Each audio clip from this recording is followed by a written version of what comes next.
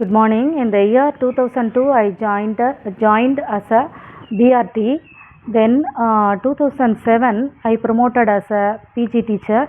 12 years I serviced in that place.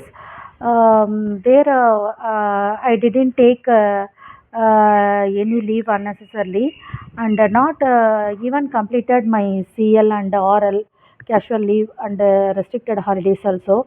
I didn't fully utilize that leave also. Then 2019 I joined as a headmistress. Here also for the past 5 years I working here as a headmistress.